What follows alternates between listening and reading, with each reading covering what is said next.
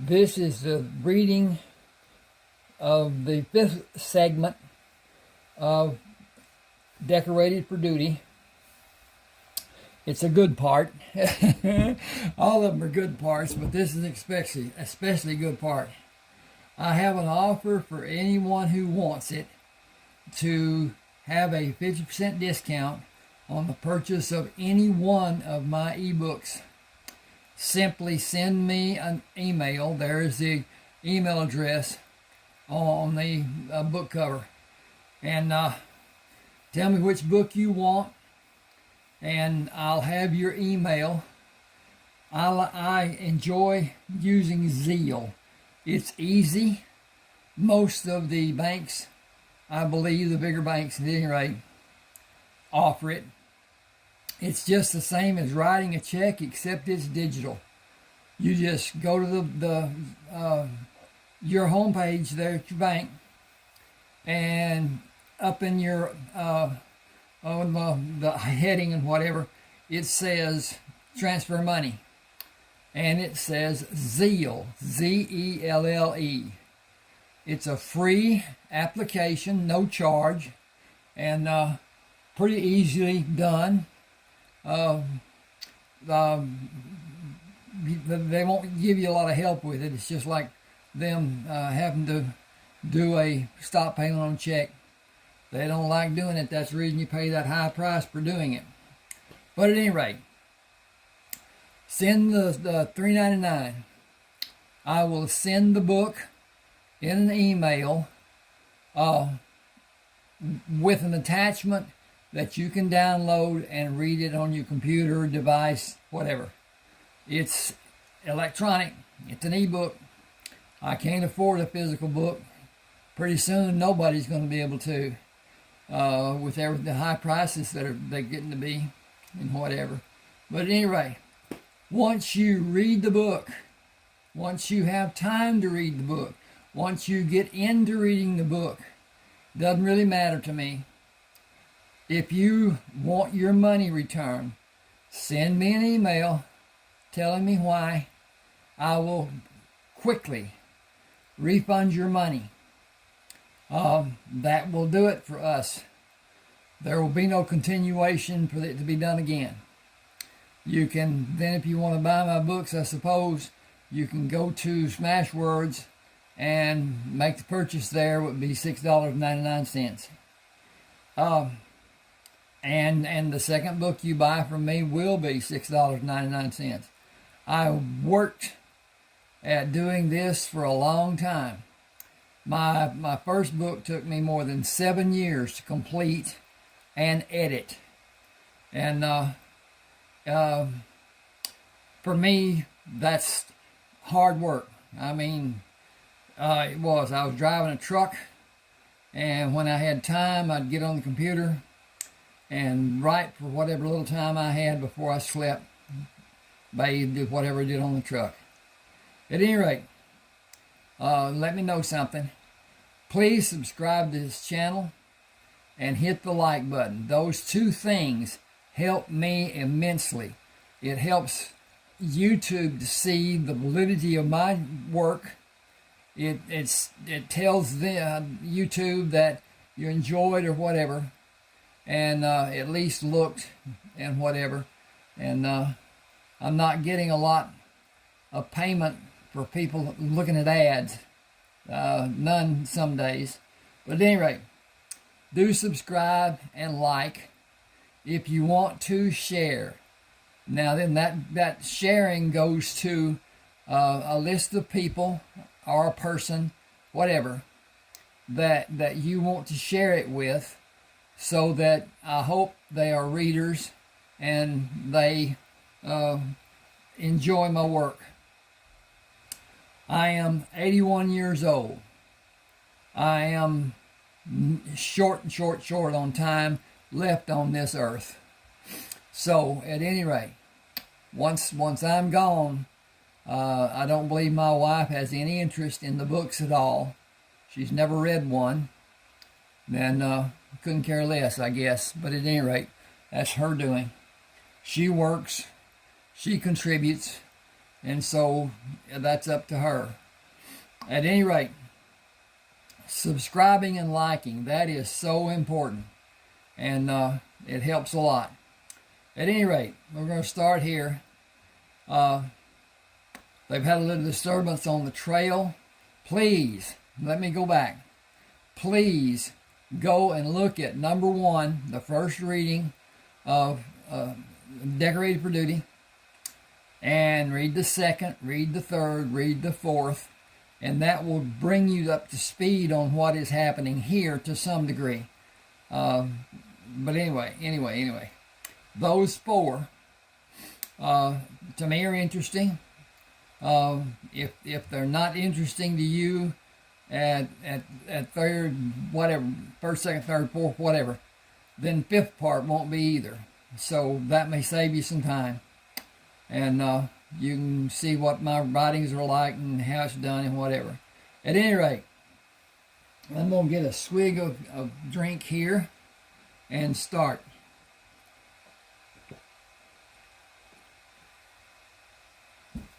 Keep that whistle from getting too dry.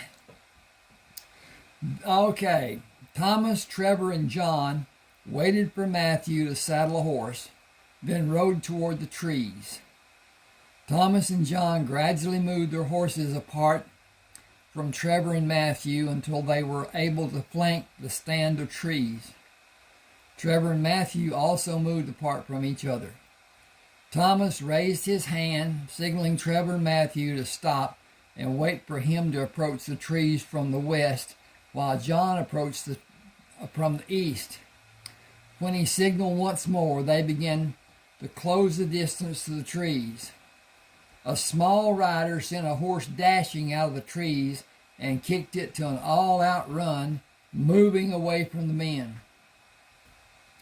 Thomas pulled on the reins to prevent an excited pursuit by his horse. When the others joined him, he pointed toward the figure who was almost out of sight. That is a girl riding bareback with a rope in the place where a bridle should be, like a hackamore, only less. She only has the rope to stop the horse. She can't turn the horse with the rope. She can only pull back. I don't know what that was. The only way I can imagine she can guide the horse is by using the pressure of her legs. He would probably put you on your ass in the grass if you set up to run and pressed hard with both knees. Trevor shaded his eyes with his hand. She sure scooted out of here fast. Oh. I didn't see a weapon. I think she was barefoot. An Indian in the Nebraska territory? Could be. I don't know. This is supposed to be Indian lands. Okay. Jacob stopped the wagon by the men. What did you find? I'm not sure. It may have been a girl. If it was a girl, if it wasn't, someone was riding bareback and could ride better than anyone in our bunch. The horse had something on its rear. The front was a solid color, and the rump and hind legs were white and had dark-looking places. Like his rump was painted white, and the dark places were painted all over his rump and down his hind legs.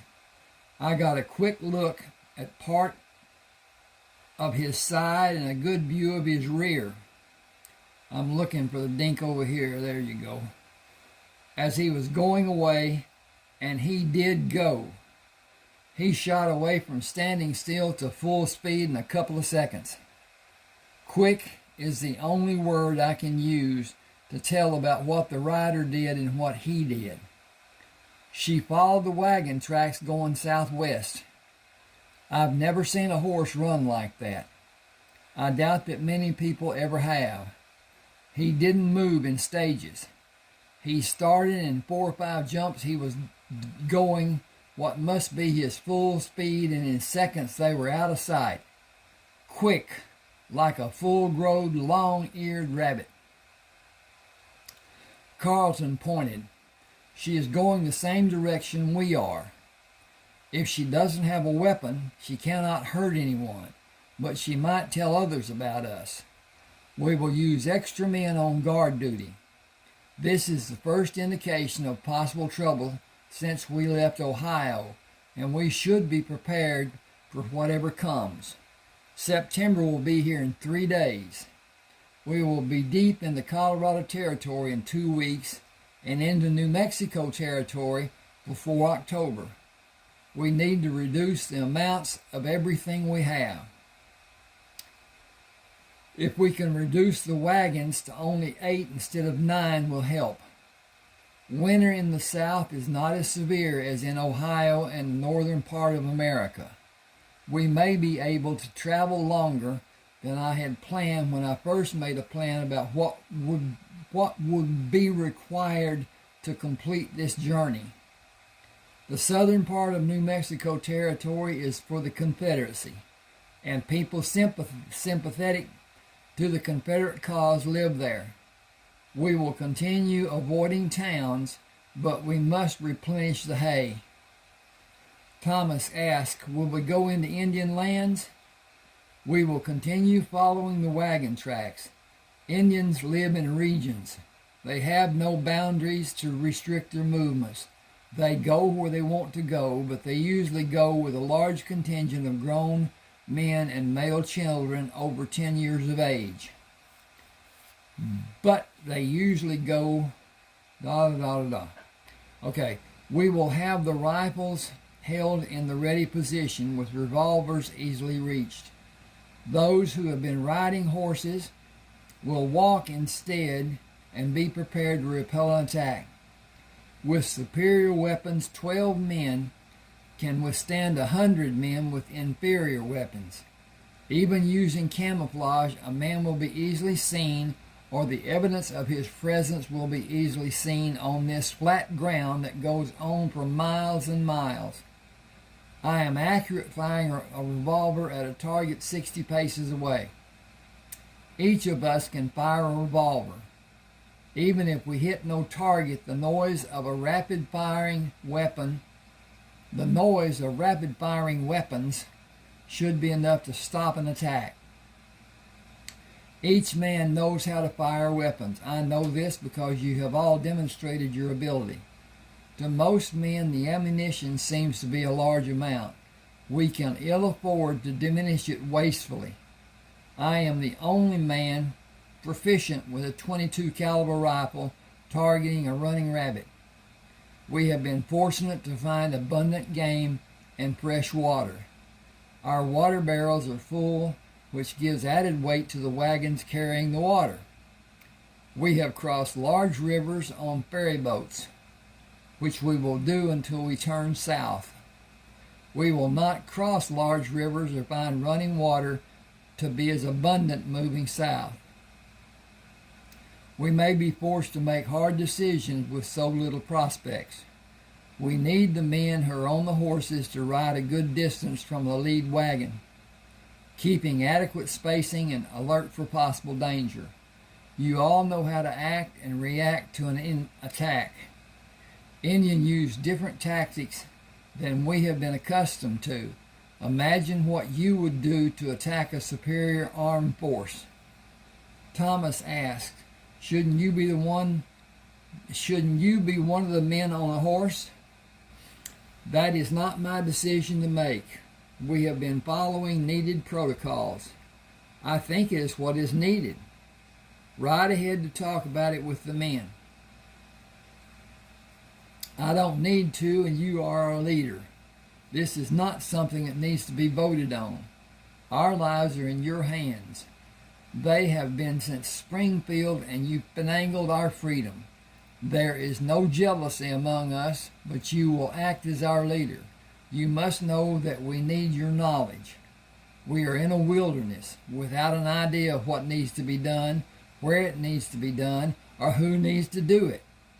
We ask for you to lead. All of us ask.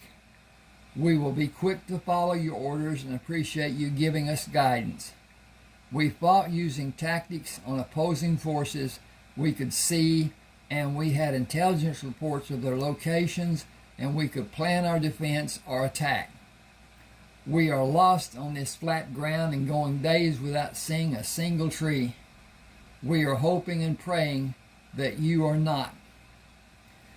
I was not the one who detected the horse and rider. It was one of our horses. I will not take your responsibilities from you by being the supreme leader. Every man in our company has abilities and able to act to protect his life and his possessions. I will not have the lot of you waiting for my command and stymie your need to make your own decisions in any fashion. I will sit a horse until it falls to the ground to be a vanguard, but someone in the wagon procession needs to lead, not to command, simply lead, and make decisions about the actions needed for our continuing journey and our return routine during the stops. I cannot focus on observing the landscape and watching for the needs of the wagons and the men. Pick a leader other than me when you stop next. The two men riding with me leading this procession will have our own regiment. I will direct our actions when force is needed. A quick response and a strong display of firepower will be key in convincing adversaries that we are not easy targets and will encourage them to withdraw and not return. Running from an adversary is not an option. It will not be done. Being smart in defeating an attacking body of men is the only final result, or we will be slowly slaughtered, one person at a time. Excuse me just a second. I need to check on stuff and see if it's going good and everything's okay and I'm not talking in the wind.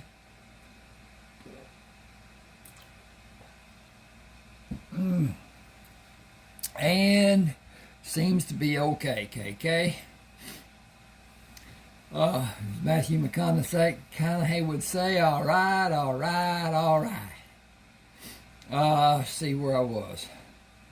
Pick a little da-da-da-da-da-da.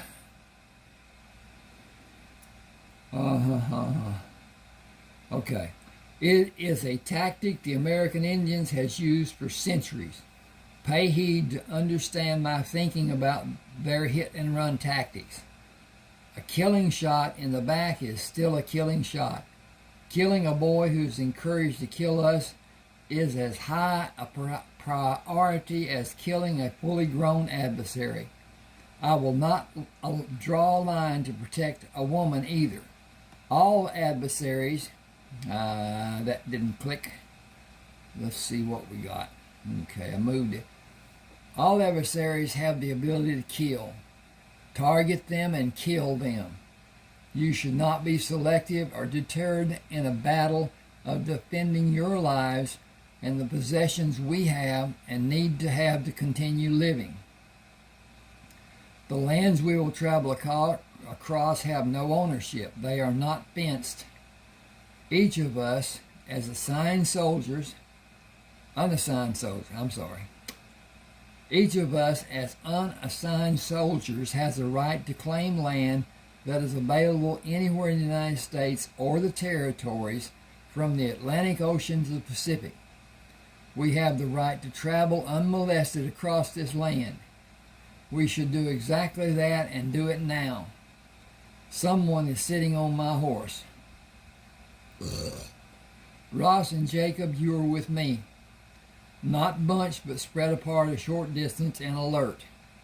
It will become a monotonous experience, and it is my hope that the monotony will never change. We must be prepared when it happens. It is not highly probable, but it is certainly probable that it might happen. Riding a short distance ahead of the lead wagon, Carlton pointed at a grove of trees. The trees are too far from the wagon tracks to pose a threat. I will ride between the tracks, move away about 20 feet, but stay close enough to quickly move to my position and be ready to defend. Firing from one of our horses is not advisable, and we will not attempt to restrain them when we dismount. They will stay with the other horses when they are free to join them. We will swap positions when it is needed. The two of you have more area to visually cover and that will be less monotonous for you.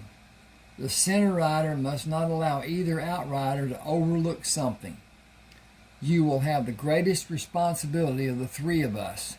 You have the freedom to talk while searching for possible problems.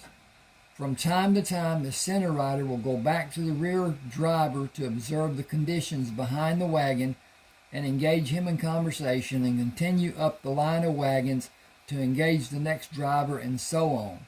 We should be at a trading post by the 10th of this month and replenish our supplies and buy ammunition. Jacob asked, "Do you have enough money to get us to California? You haven't asked us to help pay the costs you've been charged for the different purchases and payments for the river crossings." We were paid when we were discharged. With the rank of captain, the conflicts I was asked to participate in, the wounds I received, the time I served as a medical assistant, and my time of service, I was handsomely rewarded. You, on the other hand, were grossly underpaid. That is money you will need when you are in California. How many battles were you in?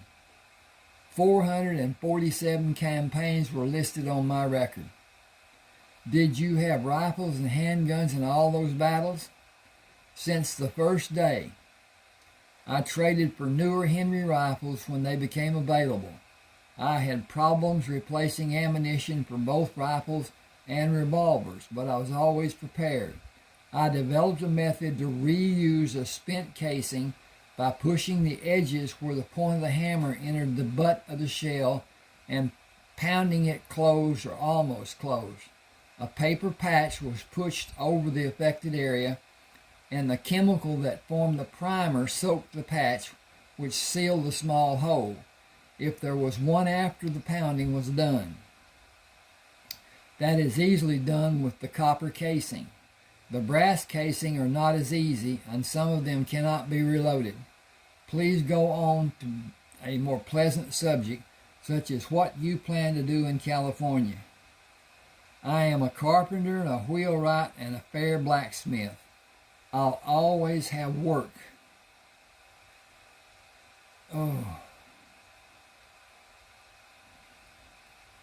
Having my own place will be a problem.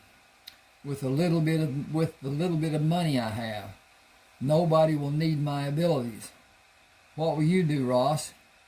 Jacob got to ask questions. I have one that is burning in my mind. I will gladly relieve your burning if I'm able. You were in 447 battles. I'm not that good at math, but I can multiply with tens. Did you kill more than 10 men during those battles? Some did not have many men, and others did not last long. I cannot answer your question truthfully. Can I ask another question? Fire away. How did you manage to live after you were shot 22 times? None of my vital organs were severely injured. But 22 times? You don't limp and you aren't ever sick. You have the use of your arms and hands. You don't show signs of ever being wounded. I was shot 9 times in the top of my shoulders and into my back when I was face down in my preferred fighting position. I was never wounded in my head, which is totally amazing to me. Twice I was shot in my back when I thought the battle was over. The men who shot me paid the price. Once I was shot high up on my hip, with the same circumstances and the same outcome. 7 times I was wounded in my torso while I was advancing on Confederate positions. I fought until those battles were won. The most recent wounds were in my leg and the hollow of my thigh. No bones were severely damaged. 2 ribs on my left side were struck in different wounds, but they were not broken. I used compounds and herbs to treat my wounds and stop infections. I used practices the so-called doctors say are worthless. I think I am proof they are valid treatments. Jacob said, I saw you shoot so many men I lost count. You saved lives that day. I am thankful for that. I was wounded and couldn't do anything for myself or anyone. You big baby. It was little more than a flesh wound. It sure turned my apple cart upside down. Carlton laughed. My apple cart was wrecked so many times. I lost track of the number, and I was given a paper that has a figure of a man that was supposed to be used to record my wounds. Many of the descriptions and locations were written and not drawn. I will forever think of the waste of thousands of young men's lives that were lost for a purpose that escapes me. Why are we fighting? What is your opinion? I don't know for sure. Some say for equality. I don't know what that means. Some say to free the slaves, which I think is a good thing. But where will they go when their owners tell them he is not their caretaker anymore? Aren't slaves the property of the owners? Will the owners get paid for losing slaves? I have more questions than answers. That is pretty much all I know about the war. Got to change the page. It was the belief of many prominent men that the duration of the war would be a show of force, and the men of the South would bow their heads to the demands that would be their victory, and that would be their victory. It has been more than 3 years and no end is in sight. Young men die almost daily. I will go back to check on the wagons and the men. If you find a good spot to stop, we can have our noon meal. A place with trees for shade from the sun. Ross pointed ahead. There? It appears to be a nice stand of trees. We will not take long after the horses are watered. It is a beautiful day. We have been fortunate to have had so few stormy days, and the light showers were simply refreshing. Carlton and Jacob watered the horses and joined the others under the trees. Ross hung a ham and sliced a portion. We only have 12 of these left in 13 days before we get to the trading post. It may not have anything we want. I like rabbit meat, but not as much as ham. Carlton cut off 2 pieces. Did you see pieces of rabbit in the wagon? I did not look. I'll check and walk away from the trees. Thomas said, we appreciate you being so considerate. It is little enough. He went to the back of one of the wagons David sent to take a roll of paper and 4 pieces of rabbit that he had wrapped in a clean handkerchief and placed the 2 pieces of ham with them. Tied a length of heavy yarn around the 4 corners of the handkerchief and went to the opposite side of the trees from where the men were having lunch. He reached a low branch to tie the yarn and suspend the meat, then walked away from the trees to relieve his bowel and bladder. Finishing, he said, cleanliness is next to godliness. Taking the roll of paper deposit in the wagon, he took the empty plate back to slice more ham. Cold camp. Our life will not always be this way. We are sacrificing to have a better life than we could have back east. Thomas asked, why did you choose California? Excuse me a second, need to check on this again. And it seems we is okay. Everything's copacetic, maybe not in line as it should be, but it's there. I may not answer in a manner you will find assuring. The climate is not harsh as I am accustomed to. The climate is not as harsh as I am accustomed to. The people are not as politically motivated as I am accustomed to. The economy is based on agriculture and is thriving. The population is greater than I'm accustomed to. The people are less fiercely grounded than Eastern people. I can live without a neighbor having influence on my ability to do as I feel is right for me. There are so many other reasons that are less defined. Gold is one of those reasons. It was discovered that California has gold deposits 14 years ago. Obviously, what was easily found was removed to be sold. Where it once was, it may still be in lesser quantities. But an ounce of gold is an ounce of gold, no matter how long it may take to find and possess it. Land is free to be held as a homestead. In some cases, it will be an adventure every day. Thomas stood up. It is time to water the horses and leave. Remember to check the firmness of your saddle cinches. Carlton stood up and cleaned the plate with grass and gave the plate to Tom. How are you faring? I am growing stronger and my hand strength is better. I'm worried about what I'll do in California. I don't have money, but I guess I can find work and get by. Ease your mind. You will stay with me. We will find the way. What we have now is not what we will have in California, but what we have now beats the prospects of a prison camp, doesn't it? I am thankful every day for that not happening like it would have. That was a travesty of civil war. Pray it never happens again. Better prepare yourself. I am glad you're with me. You don't know how glad I am to be with you. Every man with us is too. Carlton became busy adjusting the saddle until Ross and Jacob rode their horses to him. We're ready for another ride. I'll finish with this and catch you. Keep a sharp lookout. He watched them ride by the moving wagons and delayed leaving until he was satisfied they could not see when he rode away from the trees.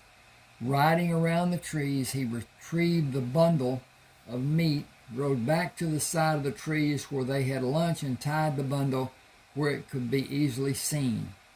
Riding around the trees, he turned the horse to the west and let the horse choose the gait it would maintain until he asked for more speed. He looked over his shoulder and allowed the horse to continue following the wagons. He was about to overtake the rear wagon when he saw a horse and rider at the trees. Waving his hand high in the air for the person to see, he urged his horse on to Jacob and Ross. Isn't this a beautiful day? Jacob pointed west. California is out west, but we aren't headed straight west. Why is that? It is a great barrier called the Rocky Mountains. Wagons can make the journey, but not without back-breaking work and only during the heat of the summer. In some areas of the mountains. I read that slowly and I shouldn't have. People place trust in a man they do not know to guide them through the passes and keep them safe. I am not so trusting. We will cross over the southern mountains, which are much less demanding. My greatest concern is the lava fields we must go around. We will see them next year. We cannot continue this journey later than the end of October. The sparse grasses will become less vigorous sometime in September and become dormant in October or early November. We cannot carry enough food for the horses without a sufficient amount of green grass along the way. A slight noise brought Carlton to be fully awake. The fire was burning low, and he heard John and Matthew talking in whispered tones. He stood up and let his shadow cast on their positions. Pulling a knife from the ham, he sliced two pieces and carried them out of the firelight toward the shadowy figure. Without speaking, he held the sliced ham out in his open palm and waited. And time to turn the page. Savoring the meat, she looked up at Carlton, turned, and quickly disappeared into the night. Good night. He returned to the bedroll and turned onto his side. This has been a great day. The nights are getting cooler. She will find food and a blanket waiting for her tomorrow morning. Thomas brought 2 cups of coffee. turn over and sit up and tell me what just happened. Is it the girl on the horse? I did not attempt to hide what I did. You did when you were back in the trees. It was important to see if she was following us. She might be planning an attack. Without a weapon, she might have an army hidden somewhere. She might be an advanced reconnaissance investigator. You might be chewing on the wrong herb. I believe she is a long way from her people, if her horse is an Appaloosa. What's an Appaloosa? It's a prized horse bred by the Nez Perce tribe. And that should be per se, Nez Perce. I believe you described the horse she was riding as an Appaloosa. I wonder how she has survived when she seems to be without a weapon. Didn't you tell me Indians can find food we would not recognize and we would just walk on by it? That is true, but she came to what she believed to be a dangerous place and possibly a group of men she should not trust to get a few bites of food. She waited for me and she trusted me. She must have been nearly starving to act with such desperation. Oh, I hadn't slept much today. It's cold here. We don't normally have the cold weather here in East Texas, but it's been down to 22, and then it was 17 last night, and it's going to be around 23 or 24 tonight, and then we're going to be back around 40 and 30 and whatever the next week. Okay, she waited and didn't trust me. She must have been nearly starving to me. I planned to leave food for her. I knew every man would be interested in seeing her come for the food we left, and I did not want her to be alarmed and frightened away. I was not attempting to deceive anyone. Oh, there is not. Excuse me. Ooh. I guess it's my body's trying to tell me to go to bed. I can't. Got to keep up the warmth of the house. But at any rate, there is not another man who can manage a woman like her if she comes with us, which is what she should do if she is indeed far from her people. It's clear as can be that she is hungry, and I'm pretty sure she is running from something. This land is too big and too wild to be alone in it. Her horse makes it worse, if it is such a valuable animal. Either horse or mare will be envied by any horse breeder. I am not one of those men. That I know of, none of us are. What price would you say one would be? It is according to the purpose the breeder hath. If he is attempting to change the whole herd of horses, or if he intended to breed more of the Appaloosa line, the price could be as much as the Appaloosa owner might ask. I cannot tell you an exact figure, but it would amaze you. They are reported to be the best stock horses ever bred, and they have the best endurance of any horse. They are extremely intelligent and very strong animals. He finished the coffee. Why are you awake? I wasn't till you got up and cut the ham. It has such a wonderful smell. Our food supply is less than when we started, or I would be eating a piece right now instead of just drinking coffee. Flip the page.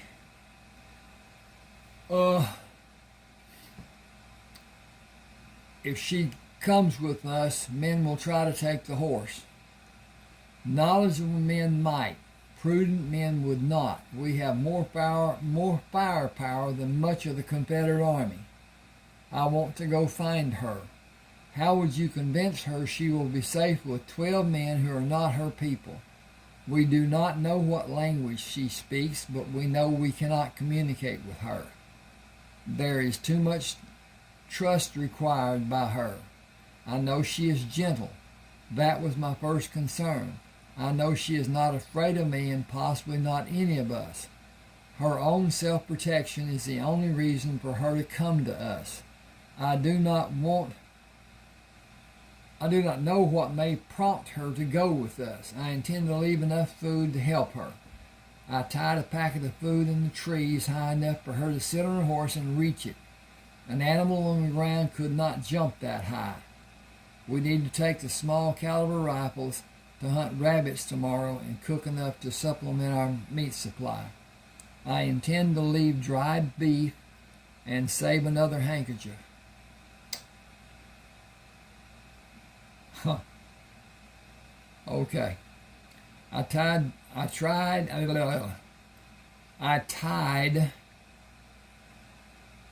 Oh, I lost my place. I tied the meat I left in the tree in a handkerchief. I hope she has a use for it, or as a remembrance of our kindness. I have never known a man like you. You're the biggest man I've ever seen. I have not had an occasion to see what you might do in anger. I honestly hope that day never comes. You care more than anyone I have known, and I know it is bad to say, but you have sent more men to their maker than I ever imagined could be done. But you take your time and care about an Indian girl that can only bring you problems. Men in the East will spit on you if you are seen with her. You will be reviled. I have never fit the mold of any society. I was threatened with banishment for fighting, when I fought to be treated with kindness in a society that abhors violence. I protected myself when I was abused, and I was accused of being a troublemaker. I joined the army to get away from that society. Before the war started, when it was declared, Colonel Jacobson came to see my uncle and brought the news. He helped me get away from the medical tents and to be under his command. I served him well. I saved his life partly because I was the reason he was shot. He sat in Colonel Forrester's tent and ignored me when we left. He did not wish me well or acknowledge my presence. He was all Army that last day. General Grant said thank you and showed his appreciation by giving me all he could. I gave my respect in return by leaving weapons and ammunition the Union soldiers need. We could have taken so much more than we did. What appreciation did General Grant have for a simple soldier? I heard he was a gruff, tough, drunk of a fighting man. He is far more than that. He is kind and caring, and he appreciated my service and yours. But that is what we are all wondering about. You enlisted and you were a captain when we turned out. You have a story we are all curious to know. Every detail is only known by you. We all know you were reported to have the most kills by a Union soldier. What number is that the most? That is the biggest question we have. I know it must be hard for you to remember or relive those times. You told me you fought in 447 campaign skirmishes and that some did not last long. If all those Confederate men were killed, who reported the number that were killed? Union soldiers. Spies in our ranks reported to the Confederates. Think of that. Men who wore our uniforms spied on us and reported the information to our enemies. I have been trying to calculate the number of men you sent to the pearly gates. The Henry fires 16 rounds. You had 2. The Colts fire 6 times. That is 42 times you might have fired your weapons. Did you fire that many times in one battle? I sometimes fired more than that when I had the Henry rifles with a live round in the firing chamber and 16 rounds in the tubes. In many battles, I emptied the guns and reloaded the revolvers because they were faster to load and the ammunition was easier to get from the armory. That isn't an answer. I do not have an answer. I was following orders. I was defending my life by taking the life of an enemy. If it was such that you took out 10 men in each skirmish, the figure would be 4,470 men. It was more than half again that figure. Half again? Easily. Except a few had less men, and the last one was one of those. Some days the battles lasted hours that seemed to never end. There were days I used all the ammunition I carried with me, and I was forced to stay on the ground and wait for the all-clear signal. Excuse me. Hope that helped. I heard that no man was involved in that many battles other than you. The amazing fact about that is I was in the medical tents for 10 months and did not fire my rifles once during that time. I was more accustomed to the terrible noises of the battles than I was of the quiet times.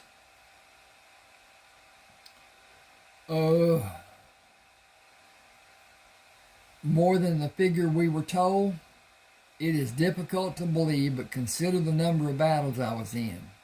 I had no way to know the body count until Major Nielsen told me. What did he tell you the figure was? Over 5,000, possibly more than 6,000. It was reported that I carried more firepower than 20 Union soldiers. That was not true during the last months I served. The Union Army began issuing rifles that had more firepower than a single shot. The Confederates were outgunned at every battle. They lost and retreated from many of those battles. The number of wounded and captive soldiers on both sides is remarkable. Would I be safe to assume that you eliminated more than 5,000 men by wounding or killing them? It is safe to say, but it might be closer to 6,000. I have no way to know, and now that I have no way to know, and now that it is behind me, I want to leave it behind me. I want to forget every detail. Talking about it does no good for anyone. Those that experienced war have no desire to relive it, and those who did not cannot understand how terrible it was. We will endure scars inflicted by the war forever. We will forever be in readiness for what may be coming. We will never overcome that extra desire to survive. We walked, ran, crawled in the shadows of death. That cannot be understood by a person who was not in the military or lived with the threat of dying. I lost my best student and my best friend. I saw him die. Rayford Coleman was a hell of a fighting man, and he had so much to live for. I miss him every day. I will miss him the rest of my days. He placed the cup on the ground, rolled on his right side, and pulled the blanket up to his ear. Good night, Thomas. You have my permission to tell the others what you may remember. I hope that will put the questions to rest, as we should be doing for each other. I hope Rayford found his eternal resting place. After breakfast, Carlton prepared a plate. I intend to saddle my horse and sit on him while the party moves away. I will face the direction the wagons are going, and I will hold the plate of food for her to see and wait until the wagons are almost out of sight. If she does not come to me and eat as we are following the wagons, I will eat the food and abandon her. It will not take valuable time to attempt to help if she is not responsive.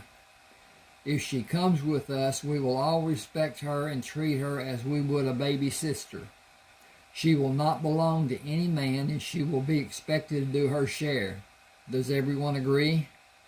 Jacob said, I'm not sure what you want us to agree to. Most of us have not had a sister. Only Matthew and Alan have. I feel no different, but I will not leave an animal to starve or lie in the night shivering from the cold. If she is indeed alone, we can help her, but I believe she will travel even farther from her people.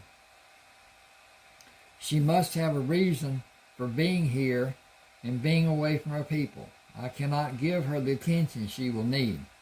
Will all of you consent to help her? I got a problem. Excuse me. Wow. I felt it coming on, couldn't do anything about it. Sorry about that. Wow.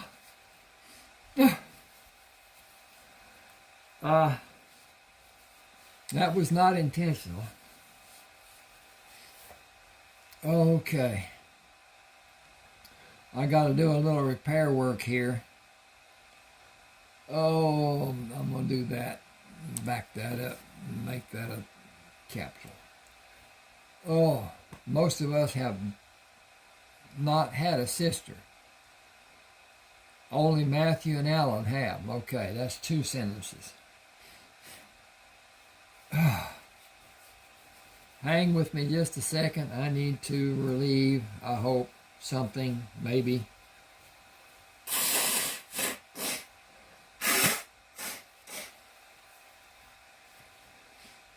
I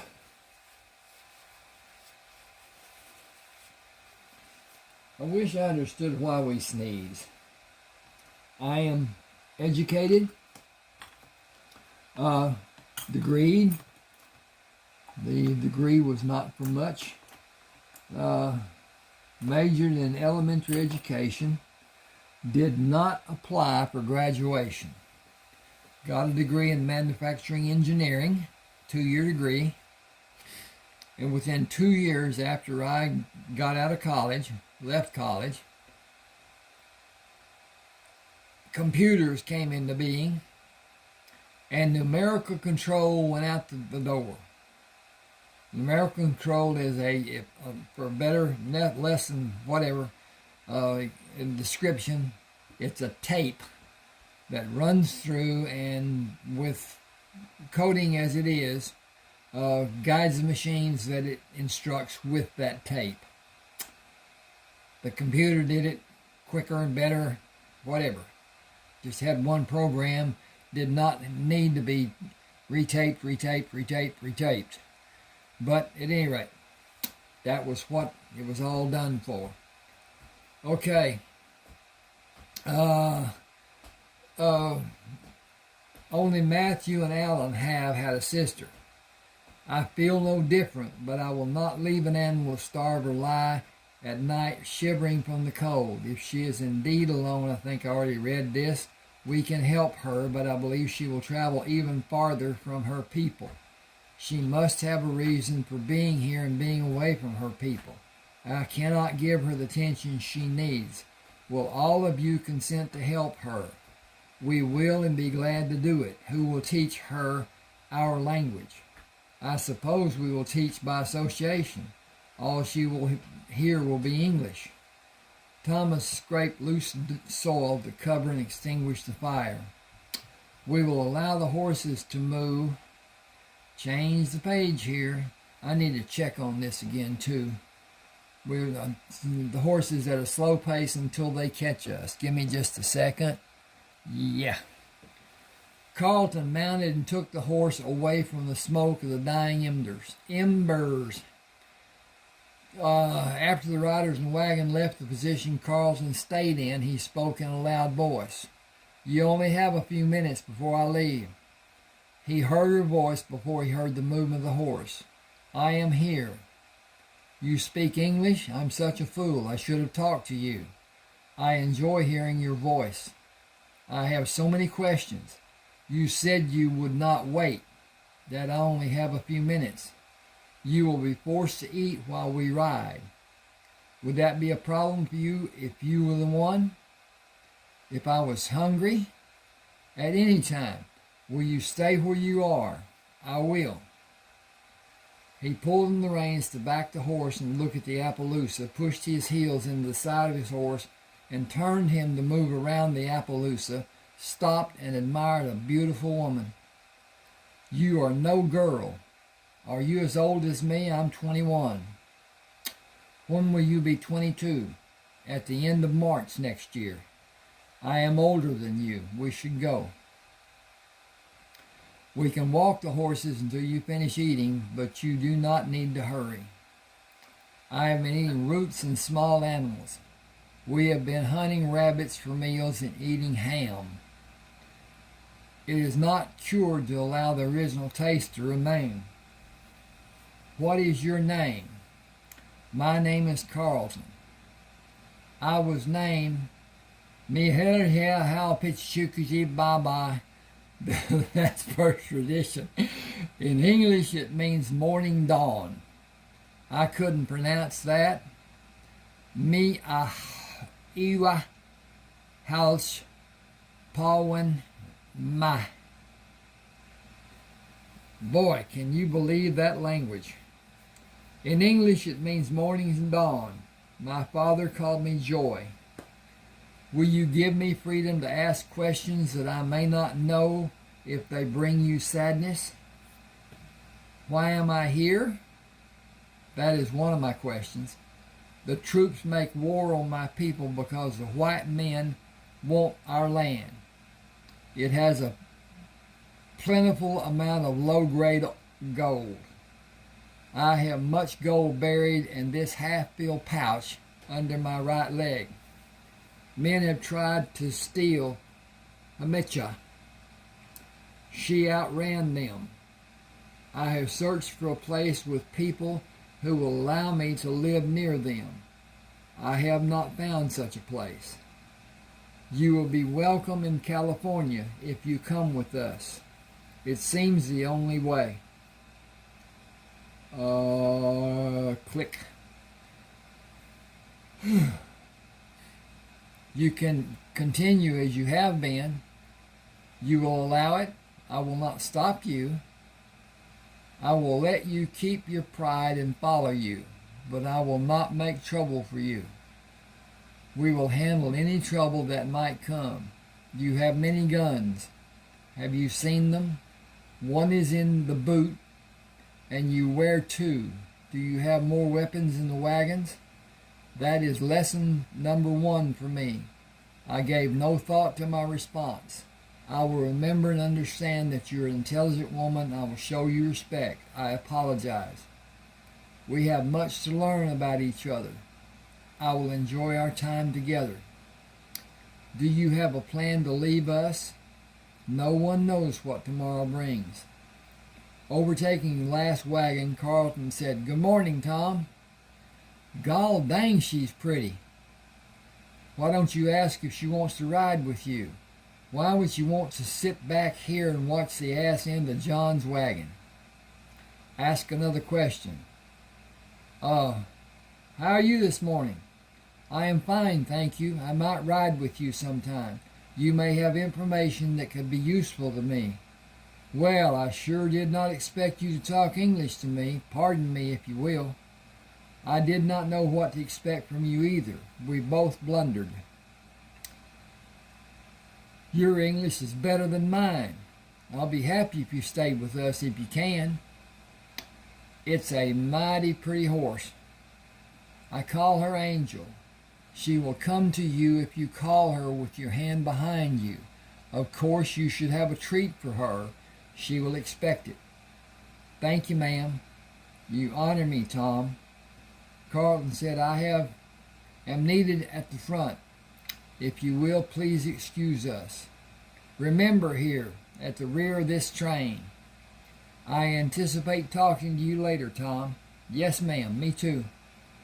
Continuing, Carlton spoke to John as they moved by his wagon, then Trevor, then Clyde, then Kenneth, then Alan, then John, then Matthew. They slowed their horses beside Thomas. "I'll be hornswoggled. You have to be the prettiest woman I ever seen. Was the food tasty?" "I appreciate your compliment and for providing my breakfast." "Both were my pleasure. Can you teach me how the people cook?" "I will try, but will you be an attentive student?" "We are a long way from our homes, and we have not taken time to cook a proper meal, other than occasional rabbit. Your cooking will make you a favored member of this clan of wayfarers." "I hope to be. I am called Joy. What is a wayfarer?" He tipped his hat. Samuel Thomas, ma'am. I'm a wayfarer is a poor traveler. Will you favor me and ride beside me sometime? I don't believe anyone would volunteer to sit on this slab all day if a horse was available. I will not be able to ride Angel much longer. She will foal late next month. We will be somewhere in New Mexico territory next month. For me, it has been from the top of America, and New Mexico territory will be the bottom, as the maps show. Carlton patted Thomas on his leg. Sam? Carl? That is better, isn't it? Shorter and easier, Carl. Later, Sam. Joy, I want you to know I'll be able to watch for your safety with those 3 scalawags. May I wave from time to time to merely tell you hello and that I remember you are here? It will give me great pleasure on my dismal journey. I have transportation. That means I'm above being a wayfarer. Okay, I'm going to quit here. YouTube has a limit on video length. I'm not certain what it is. I haven't reached that so far because I hadn't had an announcement, hadn't been shortened off or whatever. At any rate, please subscribe to my channel. Please hit that like button. It means so much. And now, if you will share, that will help so much. Comment if you like. If you want a book, let me know, and we'll work something out for the good of both of us. At any rate, thanks for being with me. I'm going to click off here.